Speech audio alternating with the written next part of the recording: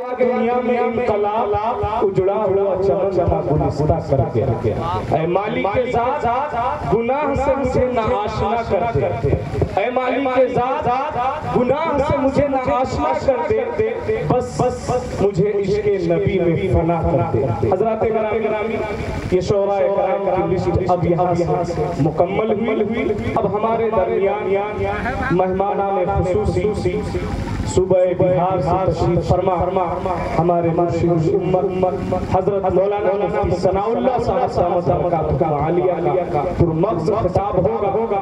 آپ تمام حضرات جو کھانے کے طرف ہیں، کھانے سے جو فارغ ہو گئے ہیں، ان سے گزارش ہے کہ چند منٹ مولانا کا بیان ہوگا اور بڑا ہی پرمغز خطاب ہوگا۔ لہٰذا کرسیاں خالی ہیں لیکن لوگ بیداری کا ثبوت دے رہے ہیں اور ہمارے اسٹیج پہ علماء کرام بھی تشریف فرما ہے، لہٰذا حضرت والا کا بیان ہو رہا ہے، اس کے بعد دعا ہو جائے گی اور یہ پروگرام یہیں سے اگلے سال کے لیے ملتوی ہو جائے گا۔ حضرت والا مفتی ثناء اللہ صاحب برکاتہ الحمد لله رب العالمين والعاقبة للمتقين والصلاة والسلام على سيد الأنبياء والمرسلين وعلى آله وأصحابه أجمعين، أما بعد فأعوذ بالله من الشيطان الرجيم. اقرأ باسم ربك الذي خلق الإنسان من علق اقرأ وربك الأكرم الذي علم بالقلم علم الإنسان ما لم يعلم. صدق الله العظيم. مسلمانوں اٹھو قرآن کی دعوت کو پھیلاؤ، جہان بے امان کو عافیت کے راز بتلاؤ. زمانہ آج بھی قرآن ہی سے فیض پائے گا، مٹے گی ظلمت شب اور سورج جگمگائے گا. جسے سن کر بہار آئے، جسے سن کر بہار آئے جہان دین و ایمان میں، سنانی ہے مجھے دنیا کو وہ داستاں فانی. نہایت قابل احترام ہم سبوں کے مخدوم و مربی اور مشفق صدر اجلاس جناب حضرت مولانا ابراہیم صاحب دامت برکاتہم العالیہ والغالیہ، اور تمام حضرات کے علماء اعظام اور سامنے تشریف فرما ہمارے بزرگ حضرات، نوجوان ساتھیوں، بالخصوص پردے میں تشریف فرما ہماری ماں اور بہنیں. الحمدللہ ظہر کے بعد سے اب تک آپ حضرات اجلاس کو سماعت کر رہے ہیں. طلبہ کا پروگرام بعد ظہر سے شروع ہو چکا تھا، جس میں انہوں نے ثقافتی مظاہرے پیش کیے اور سال بھر میں جو تیاریاں کی تھی ان تیاریوں کو لوگوں کے سامنے میں بچوں نے پیش کیا. میں 12:30 بجے یہاں پہنچا ہوں اور بس کا سفر کر کے بہت تھکا ہوا پہنچا ہوں، لیکن اس کے باوجود بعد ظہر بچوں کا پروگرام سن رہا تھا. ننھے اور معصوم بچے ہیں، اور جو ادارہ ہے جامعہ عثمان بن عفان ادارہ بھی نوپود ہے، لیکن اس کے باوجود بچوں کی تیاری قابل داد. چھوٹے معصوم بچے تلاوت میں، نعت میں، تقریر میں اور اردو مکالمے اور انگریزی مکالمے میں بڑے جوہر کا ثبوت دے رہے تھے، اور پتہ چل رہا تھا کہ ان کے اساتذہ نے بڑی محنت کی ہے. دیکھیے ہم لوگ مسلمان ہیں اور آپ تقریریں سنتے رہتے ہیں، اخلاص کی دعوت ہمارے علماء دیتے ہیں. آقا صلی اللہ علیہ وسلم نے اخلاص کے بارے میں فرمایا ہے کہ عبادتوں کو، کسی بھی کام کو انجام دیا جائے تو اخلاص کے ساتھ انجام دیا جائے. جب اخلاص کی دولت کسی کام کے ساتھ شامل ہوتی ہے تو اس کام میں برکت ہوتی ہے، ترقی ہوتی ہے، پائیداری ہوتی ہے، استحکام ہوتا ہے، اور انسان سمجھتا نہیں ہے، اپنی ظاہری نگاہوں سے اس چیز کو دیکھ نہیں پاتا ہے۔ میں جس ادارے کا ذمہ دار ہوں، ایک بڑا ادارہ ہے الحمدللہ، اور دارالعلوم ندوۃ العلماء لکھنؤ سے ملحق ہے۔ مشکات شریف ہدایہ سادس تک پڑھائی ہوتی ہے، نیچے سے لے کے اوپر تک، یعنی 400 طلبہ ہمارے یہاں ہاسٹل میں مقیم ہیں۔ میں خود ایک مفتی ہوں، میں نے بارہا یہ ارادہ کیا کہ اپنے طور پر وہ ادارہ قائم کر کے چلانا چاہیے، لیکن ابھی تک مجھے اس میں کامیابی نہیں ہے۔ اور ہمارے حافظ قاری برادری بزرگوار جناب حافظ یعقوب صاحب، وہ ہمارے خاندانی چچیرے بھائی ہیں، ان کے ابو کے بارے میں ہم آپ کو بتاتے ہیں۔ ہمارے بڑے ابو کے خاندانی وہ اتنے نیک تھے، وہ کاشتکار اور کسان تھے، لیکن ہم لوگوں نے جب سے آنکھیں کھولی، ہوش سنبھالا، معلوم ہوا کہ جوانی سے لے کر جب سے وہ بالغ ہوئے تب سے لے کر مرنے تک ہمیشہ مفت میں، فری میں، بغیر کسی تنخواہ کے گاؤں کی جامع مسجد میں ہمیشہ انہوں نے اخلاص کے ساتھ بالکل، اور 3 بیٹے اللہ نے دیے اور سبوں کو انہوں نے مدرسے میں پڑھایا ماشاءاللہ۔ ایک بڑے لڑکے ہیں قاری طیب صاحب، اچھے قاری ہیں، اور دارالمبلغین وہاں کے استاد ہیں لکھنؤ کے اندر ماشاءاللہ، اور یہ دوسرے ہیں حافظ یعقوب صاحب۔ یہ ان کے ابا محترم کے اخلاص کی برکت ہے کہ انہوں نے ادارہ اس جنگل میں قائم کر کے جنگل کو منگل بنا دیا، اور یہاں کے اطراف و اطراف کے مسلمانوں کے لیے تعلیم کا ایک بہترین انتظام کیا۔ بے سر و سامانی کے عالم میں انہوں نے آپ کے لیے اتنا بڑا انتظام کیا ہے میرے بھائیوں بزرگوں، اور اتفاق سے یہ علاقہ ان کا سسرال بھی ہے۔ ہم آپ سے امید رکھتے ہیں کہ انہوں نے آپ کے لیے علم کی جو پود لگائی ہے، اس پود کو آگے بڑھانے میں، تناور درخت بنانے میں آپ ان کا تعاون کریں گے، ہر طرح سے، فکری بھی، مالی بھی، جان سے اور وقت سے، ہر طرح سے ان کا تعاون کریں گے، اور انشاءاللہ پورے علاقے میں فائدہ پہنچے گا۔ میرے بھائیوں بزرگوں اور دوستوں، آج کا یہ اجلاس تعلیمی بیداری پر منعقد کیا گیا ہے۔ آپ کو معلوم ہونا چاہیے کہ ہمارے جو مدارس اسلامیہ دینیہ چل رہے ہیں، اس ملک میں ہوں یا دنیا کے کسی بھی ملک میں ہوں، ہمارے دین کی بقا کا اصل ضامن یہ مدارس ہیں۔ آپ یاد رکھیے، جس دن یہ مدرسے کمزور پڑ جائیں گے یا ختم ہو جائیں گے تو پھر ہمارے دین کا کوئی محافظ نہیں ہوگا۔ مدرسہ اگر ہے تو قرآن کا علم زندہ ہے، حدیث کا علم زندہ ہے، اور جب قرآن و حدیث کا علم زندہ ہے تو دعوت و تبلیغ زندہ ہے، دین کے تمام مشن زندہ ہے، دینی تمام تحریکات زندہ ہے، اور جس دن یہ سرچشمہ بند ہو جائے گا میرے بھائیوں، پھر دین ہمیں کہیں نظر نہیں آئے گا۔ آج ہمارے سروں پر جو ٹوپیاں نظر آ رہی ہیں، جسموں پر کرتے پائجامے نظر آ رہے ہیں، یہ انہی مدارس اسلامیہ دینیہ کا دین ہے اور انہی کا صدقہ ہے میرے بھائیوں۔ یہی وجہ ہے کہ ہمارے ملک میں کچھ کیا ہے، ہمارے دشمنوں نے کہیے یا نہ، جن کی نگاہیں کام نہیں کرتی ہیں،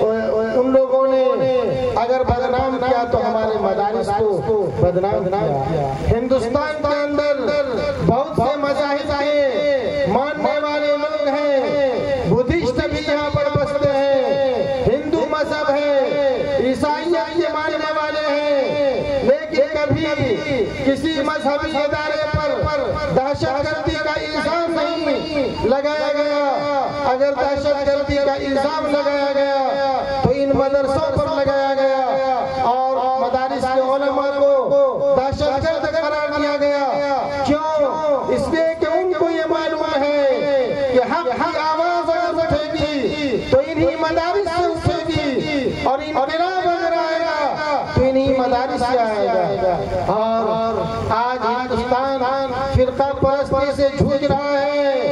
ایک زمانہ تھا جب ہمارے بزرگوں نے مدرسوں کی چہار دیواری سے نکل کر اس ملک کو انگریزوں سے آزاد کرایا تھا۔ درختوں پر ہماری سونیاں لٹک رہی تھیں، گولیوں سے ہمیں بھونا جا رہا تھا، سوروں کی کھالوں میں بند کر کے تیز چھلک کر کے ہمیں جلایا جا رہا تھا۔ لیکن ہندوستان کو چونکہ انگریزوں نے غلام بنا لیا تھا اور وہ یہاں پر ہندو اور مسلمان کو لڑانا چاہتے تھے، ہندوستانیوں کے حقوق کو چھیننا چاہتے تھے، اس لیے یہ علماء بیدار ہوئے، مدرسے کی چار دیواریوں سے نکلے، حق کی آواز بلند کی اور کہا کہ ہندوستان ہندوستانیوں کی ملکیت ہے، انگریزوں کی ملکیت نہیں ہے۔ اے انگریزوں، ہم تم کو 7 سمندر پار بھگا کر کے تب دم لیں گے۔ میرے بھائیو، اللہ نے کامیابی کی، 52,500 علماء شہید ہوئے، لاکھوں مسلمان شہید ہوئے۔ آزادی میں اگر سب سے اہم رول رہا تو مدارس اسلامیہ دینیا کا رہا۔ الحمدللہ آج بھی مدرسے کے اندر وہ قوت ہے کہ باطل کی آنکھوں میں آنکھیں ڈال کر وہ بات کر سکے، باطل کو للکار سکے اور باطل کو یہ کہہ سکے کہ توحید کی امانت، توحید کی امانت سینوں میں ہے ہمارے، آسان نہیں مٹانا، نام و نشان ہمارا، باطل سے دبنے والے اے آسان نہیں، ہم 100 بار کر چکا ہے تو کیا ہمارا۔ میرے بھائیوں، ہمارا اس ملک میں رہیں گے تو اپنے مذہبی تشخصات کے ساتھ زندہ رہیں گے، مدرسوں کے ساتھ زندہ رہیں گے، مسجدوں کے ساتھ زندہ رہیں گے، اپنی قبرستانوں کے ساتھ زندہ رہیں گے، اپنی عیدگاہوں کے ساتھ زندہ رہیں گے۔ ہم اپنے کسی بھی حق کے معاملے میں کسی سے کوئی سمجھوتا کرنے کے لیے تیار نہیں ہیں، ہم اپنے حق کو ہر حال میں دے کر کے رہیں گے۔ اور جو لوگ یہ سمجھتے ہیں یہ مسلمان کہیں باہر سے آئے ہوئے مہمان ہیں، وہ اپنے ذہنوں کو صاف کر لیں، ہم یہاں کے باشندے تھے، ہیں، رہیں گے، ہم اس ملک کے وفادار تھے، ہیں، رہیں گے اور ہم نے اس ملک کے لیے قربانیاں دی تھی، ضرورت پڑے گی دیں گے۔ اور آج بھی اگر ہمارا یہ وطن عزیز ایک مرتبہ اس بات کی قربانی مانگے گا کہ تم ہم کو فرقہ پرستوں سے آزاد کرو تو انشاءاللہ پھر ہم مدرسوں کی 4 دیواریوں سے باہر نکالیں گے اور ایک بار اس ملک کو فرقہ پرستوں سے آزاد کر کے دیکھیں گے انشاءاللہ۔ لیکن ملک کے اندر ہم امن و امان کے ماحول کو برقرار رکھیں گے، اس ملک کی جمہوریت کو اور سیکولرزم کو کسی بھی حال میں مرنے نہیں دیں گے۔ 100 بار سوار آئے ہیں، اس ملک کے یسوع برہم کو یہ اہل جنوب بتلائیں گے کیا ہم نے دیا ہے عالم کو۔ میرے بھائیوں، معلوم یہ ہوا یہ مدرسے صرف یہ مسجدوں کے امام نہیں پیدا کرتے، تراویح پڑھانے والے نہیں پیدا کرتے، صرف مفتی نہیں پیدا کرتے، یہ تو کرتے ہی ہیں، یہ تو ہمارا مشن ہی ہے۔ لیکن جب ملک کو ہمارے خون کی ضرورت پیش آئے گی، خون کی قربانی دینے والے مجاہدین کو یہ وطن کے لیے خون کی قربانی دینے والے مجاہدین کو یہ مدرسے پیدا کرتے ہیں۔ اس لیے ان مدرسوں کا مضبوط رہنا ضروری ہے اور ان مدرسوں کے چلانے والے لوگوں کے بازوؤں کو مضبوط کرنا ضروری ہے۔ میرے بھائیوں، بزرگوں اور دوستوں، ہم اور آپ جس ملک کے اندر رہ رہے ہیں، ہمارے خلاف بہت ہی نفرت ہمارے برادران وطن کے ذہنوں میں گھولی ہوئی ہے۔ آج برادران وطن کو ہمیں اپنے سے قریب کرنا ہوگا، ہم اپنے پروگراموں میں ان کو بھی دعوت دیں کہ ہمارے یہاں فتنہ و فساد کی کوئی بات نہیں ہوتی ہے، ہم گھروں میں جو ولیمے کی دعوتیں کرتے ہیں ان کو بھی بلائیں اور ہم ہم آپ کو ایک واقعہ سناتے ہیں کہ ہندوستان کی مٹی ہے، گنگا جمع کی تہذیب کو ماننے والے لوگ یہاں ہمیشہ سے رہے ہیں۔ جنگ آزادی میں ایک قصہ لکھا ہے کہ مولانا قاسم نانوتوی رحمۃ اللہ علیہ ایک مرتبہ جیل میں تھے، رمضان کا مہینہ تھا، جنگ آزادی کے موقع پر ایک ہمارے ہندو بھائی بھی اتفاق سے وہاں پر جیل میں تھے۔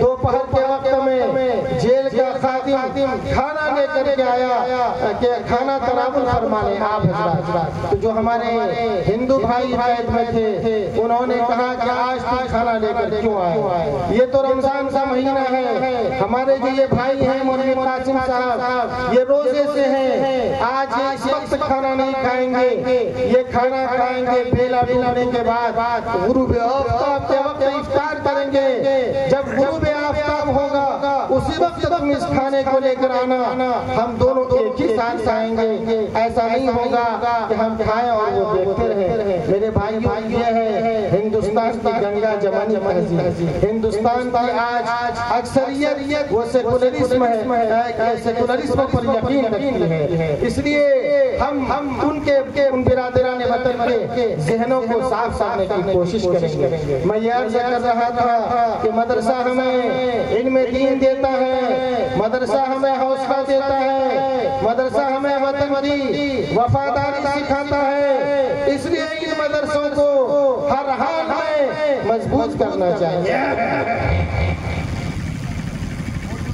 میرے بھائیوں، بزرگوں اور دوستوں، تعلیمی بیداری آج ہمارے سماج کے اندر پیدا ہونی چاہیے، اور ہر بچے کو تعلیم یافتہ بنانا چاہیے۔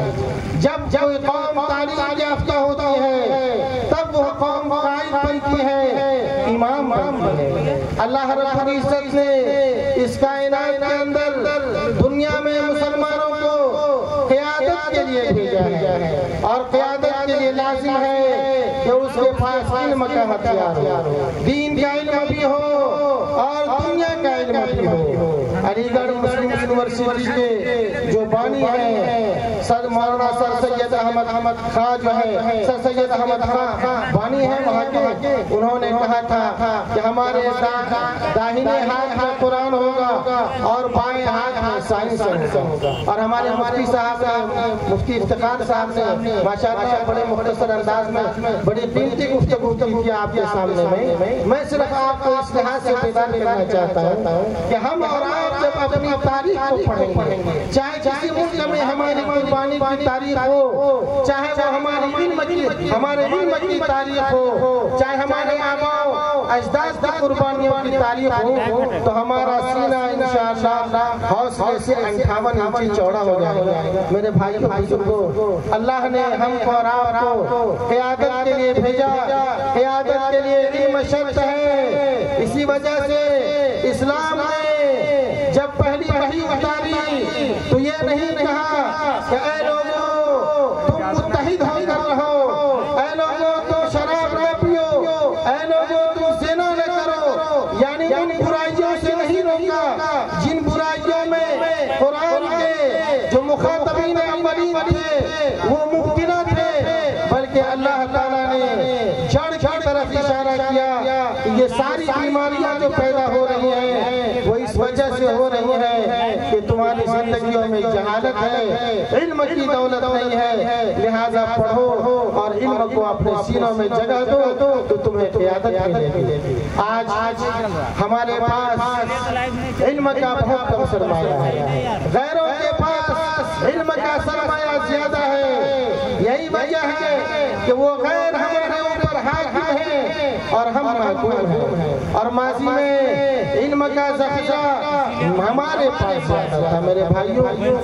تاریخ کے حوالے سے سنیے کہ تاتاریوں نے جب بغداد کی لائبریری کو جلایا تھا تو لائبریری میں مسلمانوں کی جو کتابیں تھیں جل راکھ بن گئیں، اور وہ راکھ جب دریائے دجلہ اور فرات میں پہنچتی ہے تو دریائے دجلہ اور فرات کا پانی 6 مہینے تک سیاہ ہو کر کے بہ رہا تھا۔ آپ سوچئے کہ کتنا بڑا ذخیرہ علم کا مسلمانوں کے پاس رہا ہوگا۔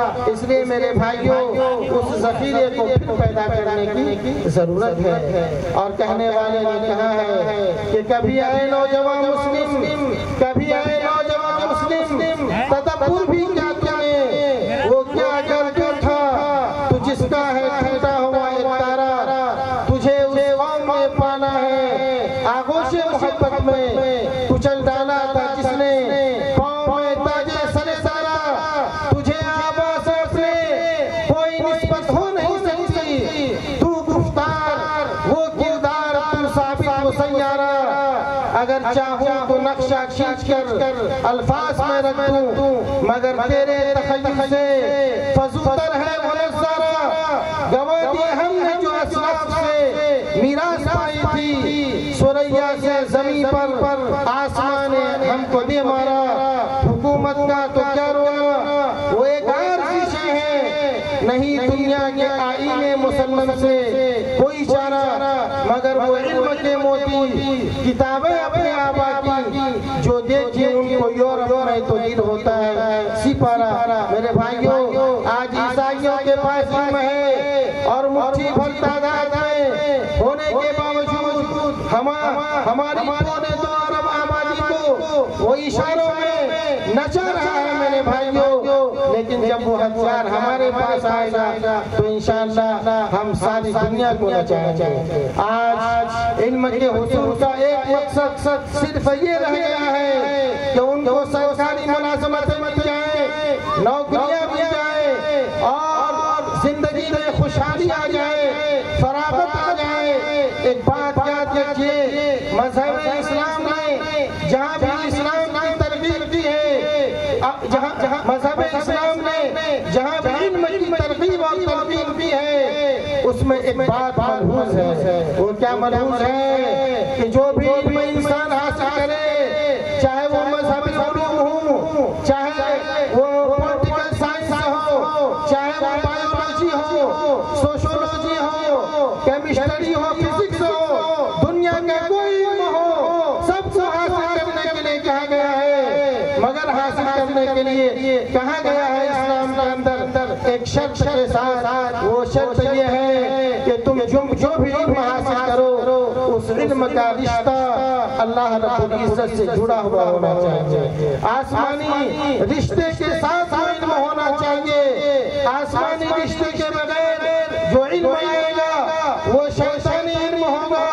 وہ فتنہ و فساد پھیلائے گا، اس سے کسی خیر کی امید اور توقع نہیں کی جا سکتی۔ میرے بھائی آپ ہمیں بتائیے کہ ابھی چند سالوں پہلے عراق پر بمباری کی تھی امریکہ نے، لاکھوں مسلمانوں کو شہید کیا تھا۔ افغانستان پر بمباری کی تھی، لاکھوں مسلمانوں کو شہید کیا تھا۔ لیبیا پر بمباری کی تھی۔ کیا یہ بمباری کرنے والے لوگ جاہل لوگ تھے، ان پڑھ لوگ تھے؟ نہیں، یہ تو پڑھے لکھے لوگ تھے، کالجوں کے پڑھے ہوئے لوگ تھے، یونیورسٹیوں کے پڑھے ہوئے لوگ تھے، لیکن انہوں نے انسانیت کو برباد کرنے کی کوشش کی، انسانوں کو تباہ و برباد کیا۔ کیوں؟ اس لیے کہ ان کے پاس علم تو تھا، مگر اس علم کا رشتہ اللہ رب العزت سے جڑا ہوا نہیں تھا، آسمانی رشتے کے ساتھ نہیں تھا۔ اس لیے وہ علم تباہی کا ذریعہ بنا، کامیابی کا ذریعہ نہیں بنا۔ اللہ سے کرے دور، اللہ سے کرے دور تو تعلیم بھی فتنہ، اللہ سے کرے دور تو تعلیم بھی فتنہ، اولاد بھی، املاک بھی، جاگیر بھی فتنہ۔ اس لیے ہمارا سماج قرآن پڑھے گا تو مذہبی علم ہے، حدیث پڑھے گا وہ تو مذہبی علم ہے، لیکن جب سائنس پڑھے گا، انٹرنیٹ کا علم حاصل کرے گا اور کمپیوٹر کا علم حاصل کرے گا، انجینئر اور ڈاکٹر بنے گا، تو میرے بھائیوں، بزرگوں اور دوستوں وہ اس تصور کے ساتھ بنے گا کہ ہم سائنس زدہ بعد میں ہیں، ہم انجینئر اور ڈاکٹر بعد میں ہیں، ہم سب سے پہلے آقا مدنی تاجدار بدخواہ جناب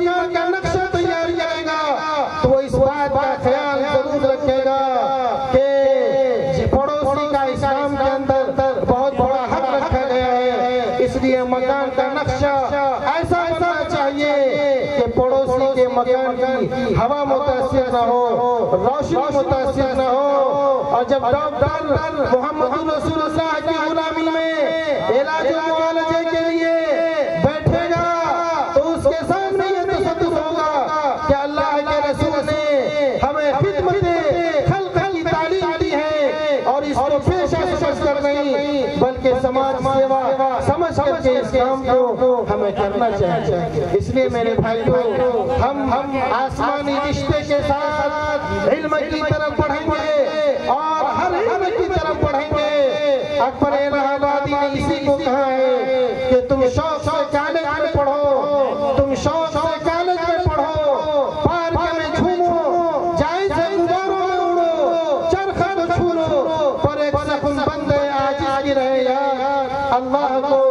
اور اپنی حقیقت کو نہ بھولو۔ اور اسلام تو آیا ہی تھا علم کو لے کر کے، اتر کر ہیرا سے سوئے قوم آیا اور ایک نسخہ کیمیا ساتھ لایا، مسے خام کو جس نے کندر بنایا، کھڑا اور کھوٹا الگ کر دکھایا، وہ بجلی کا کڑکا تھا یا دیہاتی، عرب کی زمین جس نے ساری ہلا دی۔ میرے بھائیوں بزرگوں، یہ علم جس طرح ہمارے مردوں میں، بچوں میں اور لڑکوں میں ہونا چاہیے، اسی طرح سے یہ مطلق علم جو نفع کے ساتھ اور اللہ کے رشتے کے ساتھ جڑا ہوا ہو، میرے بھائیوں ہماری ماں بہنوں میں بھی آنا چاہیے۔ ماں بہنیں اگر چاہیں نہیں تو یہ نہیں ہو سکتا کہ اس کا بچہ کامل پڑھا لکھا ہو جائے۔ آج جو ماہرین ہیں علوم کے وہ سلوے پیش کرتے ہیں کہ ایسا تو ہو سکتا ہے کہ کسی کا باپ اگر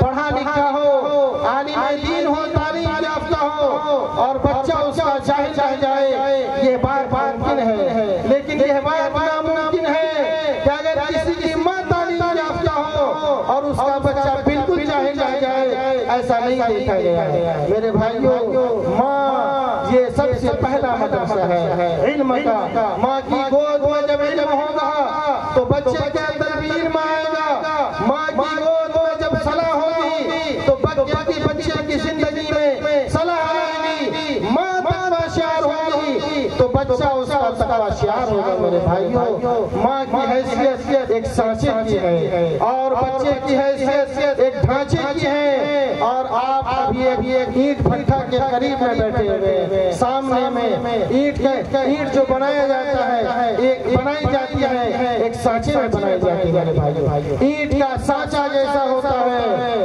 اس میں ڈھلنے والی اینٹ بھی اسی طرح کی ہوتی ہے۔ سانچہ اگر اچھا ہے، سیدھا ہے تو اینٹ سیدھی اور اچھی تیار ہوگی، سانچہ ٹیڑھا ہے تو اینٹ ٹیڑھی تیار ہوگی۔ بس ہماری ماں بہنیں اگر چاہیں نہیں تو سماج سے چاہے جائے گا، اور ہماری ماں بہنیں جس دن تعلیم یافتہ ہو جائیں گی پورا سماج تعلیم یافتہ ہو جائے گا۔ اس لیے کہنے والے کہتے ہیں کہ ایک مرد پڑھتا ہے